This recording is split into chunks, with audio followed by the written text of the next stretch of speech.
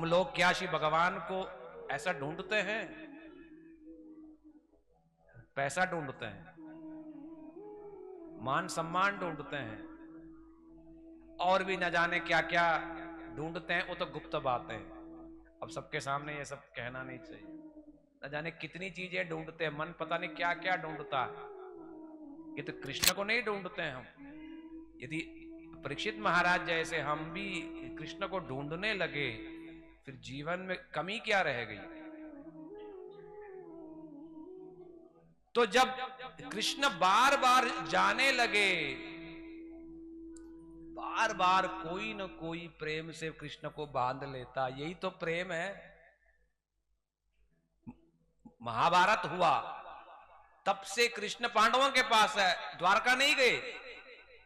तो कभी ये आ गई, जब दूसरी बार जाने लगे कुंती देवी आ गई, तीसरी बार आ गए तो पांडवों में से कोई आ गया, फिर कोई और आ गया। ऐसा करते करते करते 5-6 साल 10 साल बीत गए। तो जब दूसरी बार जब जाने लगे, तब कुंती देवी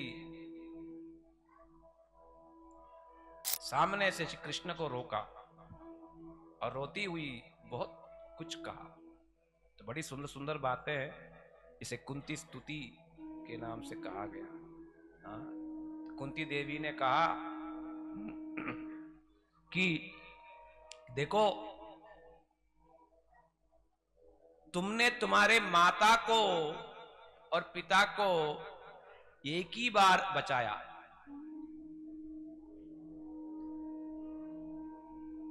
किंतु मैं कौन हूं? तुम्हारी बुआ। देखा जाए तो मतलब दूर का रिश्ता, फिर भी तुमने मेरे और मेरे बच्चों के खातिर तुमने बार बार मेरी रक्षा की।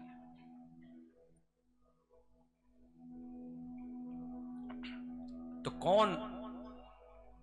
कौन तुमसे कृपालु है? कौन इस संसार में है? तो तब वो कहती है, विपदा न संतु शश्वता। अब जब ये सब चीज मैं देखती हूं, तो ये मुझे लगता है कि विपत्ति सब समय मुझको मिलती रहे। क्यों? क्योंकि जब तुमने देखा कि पांडवों को अब कोई विपत्ति नहीं है, ये सोच के तुम जा रहे हो वापस, न जाने फिर कब लौटोगे पता नहीं हमें। तो रोती हुई कहने लगी कि इससे बेहतर तो वो दिन था जब दुखी दुखते, आप दुख के बहाने हमेशा यहीं पर रहते थे। हमें ये सुख से क्या लेना देना? वो दुख ही तो ठीक है जिसमें, जिस दुख में आपका दर्शन हमें सब समय प्राप्त होता है। देखो, ये भक्त का विचार है और ये भागवत का विचार है, कहीं और जगह नहीं है, किसी भी जगह पर नहीं है ये चीज, केवल भागवत का ये विचार है। और आप भी जिंदगी में विचार करके देखो, सुख के दिनों में हम भगवान को याद करते नहीं, दुख में जैसा भगवान याद में जगते हैं, ऐसे सुख के दिनों में नहीं होता है। किसी ने गाली दे दी, किसी ने धोखा दे दिया, मैंने जो चाहा मुझे मिला नहीं, ऐसा रोते हैं, तब भगवान खूब स्मरण आते हैं कि प्रभु क्या हो गया। और यदि हम सुखी हैं, खा रहे हैं, पी रहे हैं, घूम रहे हैं, तब भगवान याद में नहीं आ रहे हैं। तो यही वजह है कि जीवन में दुख कष्ट होना लाभ है, लाभकारी है, सुखी हो जाना इतना लाभकारी नहीं है। कई माताएं, कई दीदियां या कई जो पुरुष लोग कई बार कहते हैं कि घर वाले साथ नहीं देते हैं, बाधा देते हैं, या मैं जा नहीं पाता हूं, घर वाले रोकते हैं। मैं कहता हूं बहुत बढ़िया, क्योंकि जब रोकते हैं, आप जा नहीं पाते हो, मन में एक वेग आता है, करना है, जाना है, कब होगा, कब मिलेंगे, कब मिलेंगे। ये वेग जब खुली छूट दी जाए, कोई वेग नहीं, अरे रोज तो मिल रहा, क्या फर्क पड़ता, आज गए गए, नहीं गए फिर घूम रहे, माला लेके डोल रहे, रोज ही तो हो रहा, उसमें कोई सीरियसनेस नहीं है, ना ही उसमें कोई वेग है। इसलिए इसलिए ठाकुर जी आपको जैसी व्यवस्था में रखे हैं सब मंगलकारी है, दुखी नहीं हो जाना उसमें। उसमें भी मंगल देखो, सब चीजों में भगवान की कृपा देखो। और विशेष करके जब रुकावट है, बाधा है, उल्टा ज्यादा ठाकुर जी की ज्यादा कृपा है समझो। क्योंकि मन में वेग आता है, वृंदावन जा नहीं पाया, मैं ठाकुर जी को देख नहीं पाया, कार्तिक में नहीं जा पाया, नवद्वीप में नहीं जा पाया, रोते हैं। क्या यदि जाते तो रोते? वहां जाकर के दोष देखते, खाना ठीक नहीं था, रूम ठीक नहीं था, गर्मी ज्यादा, भीड़ ज्यादा है, वो रोना नहीं आता है। जिस समय जा नहीं पाए या कुछ ऐसा कुछ हो गया तब रोते हैं। तो बस टाइम होता जा रहा है। तो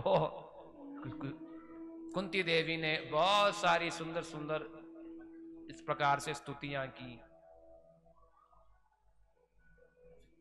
फिर कृष्ण रुक गए। फिर कुछ समय के बाद जब कृष्ण जाना चाहा, पांडवों ने फिर रोक लिया। तो कभी भीम ने, कभी ये युधिष्ठिर महाराज जी ने, कभी इन्होंने पार्थ ने, कभी नकुल सहदेव ने, तो सबने कहा कि भीष्म देव अब जाने वाले हैं, कम से कम उनके पास हम चलते हैं। तो कृष्ण सबको लेके भीष्म देव के पास गए। भीष्म देव ने भी बड़ी सुंदर सुंदर स्तुतियां की। प्रसंग देखो, यही प्रसंग दोनों जगह है। यही प्रसंग महाभारत में भी है, यही प्रसंग भागवतम में भी है, किंतु भागवतम में दूसरी ही बात है, प्रेम की बात है। भीष्म देव ने स्तुति किया और ये स्तुति महाभारत में नहीं है। और क्या स्तुति की? स्तुति में बहुत सुंदर बातें कही। भीष्मदेव ने कहा मैंने तीर चलाया और खून से लथपथ हो चुके थे, किंतु वहां पर भीष्मदेव ने क्यों चलाया? तो टीकाकार ने फिर बताया, श्रृंगारात्मक भावना के साथ उन्होंने किया। अब इससे ज्यादा तो अब टीका पढ़ो। तो ऐसी ऐसी भावना के साथ जो है भीष्मदेव ने स्तुति किया। और ये भी स्तुति किया, गोपियों की भी स्तुति की, जिन कृष्ण के सेवा में, रास लीला में गोपियां मान से गर्वित हो गई थी, जिसके कारण कृष्ण उनको छोड़ के गए। तब वो सारी गोपियां कृष्ण का रूप लेकर के कृष्ण का ही वो स्मरण करने लगी। वैसे श्री कृष्ण को मैं स्मरण करता हूं कह के गोपियों की भी स्तुति की। कौन? भीष्मदेव। कौन? नैष्टिक ब्रह्मचारी। माता ने उनको बोला, ये महाभारत में बहुत ही सुंदर प्रसंग है।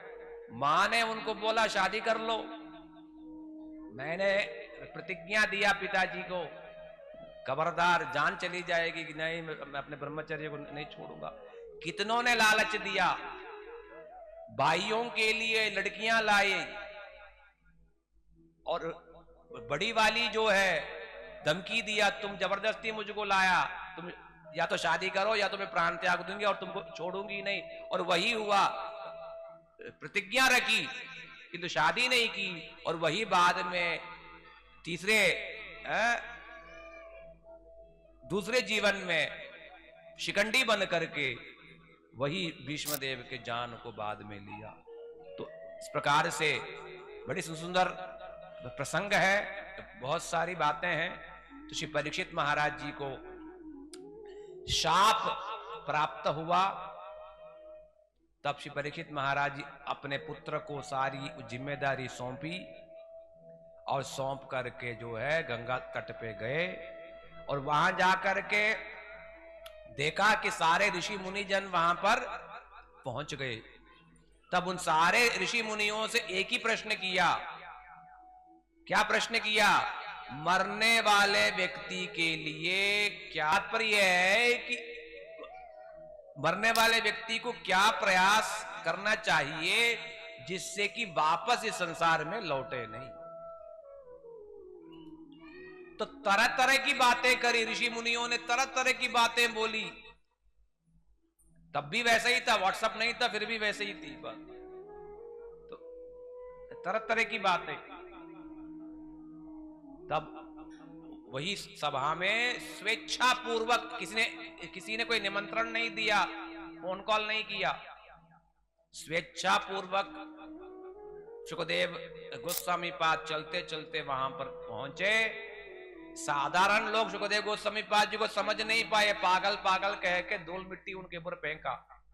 किंतु सभा में रहने वाले ऋषि मुनिजन देखते ही उनको पहचान लिया और सभी लोग स्वागत के लिए खड़े हुए और उनको स्वागत किया, व्यासासन दिया, सत्कार किया। और परीक्षित महाराज जी ने पूजा इत्यादि की और चरणों में लेट गए और उनसे प्रश्न किया कि मरने वाले व्यक्ति के लिए कर्तव्य क्या है। तो सुखदेव गोस्वामी पाद जी ने बताया, मरने वाले व्यक्ति के लिए एक ही है। क्या है? मरते समय कृष्ण का स्मरण करना ही उसका जीवन जीने की सार्थकता है। ये उन्होंने बोला, अंते नारायण स्मृति, जीवन के लास्ट में भगवत स्मृति ही जो है सबसे श्रेष्ठ है। अब वो कैसे होगा? जीवन भर यदि हमने उसके लिए प्रैक्टिस किया, भगवान का नाम संकीर्तन किया, तभी वो संभव है। तो उन्होंने बताया कि ये भागवतम है, इसमें कृष्ण भक्ति की बातें हैं, जिसे सुनने मात्र से ही कृष्ण भक्ति होगी, भगवान नाम के प्रति मति होगी, धीरे धीरे भगवान का स्मरण होगा और हम श्री भगवान को पा सकते हैं। तो परीक्षित महाराज जी ने कहा, आप कृपा पूर्वक इस भागवत को सुनाइए। तो परीक्षित महाराज जी के कहने पर सुखदेव गोस्वामी पाद जी ने भागवत कहना प्रारंभ किया, जिसमें पहले का 9 स्कंद, कुल 12 स्कंद है, शाखाएं हैं, जिसमें दशम स्कंद जो है वही मेन है, जिसमें कृष्ण की लीला के बारे में 90 चैप्टरों में बताया गया। बस उस कृष्ण लीला को समझने के लिए, दशम स्कंद को समझने के लिए बाकी 9 स्कंद है, केवल समझने के लिए 9 स्कंद, अर्थात फाउंडेशन की बातें हैं, वैराग्य की बातें हैं, तत्व की बातें हैं। तो सुखदेव गोस्वामी पाद कहने लगे और हम कल से सुनते हैं। बोलो भागवत महापुराण की।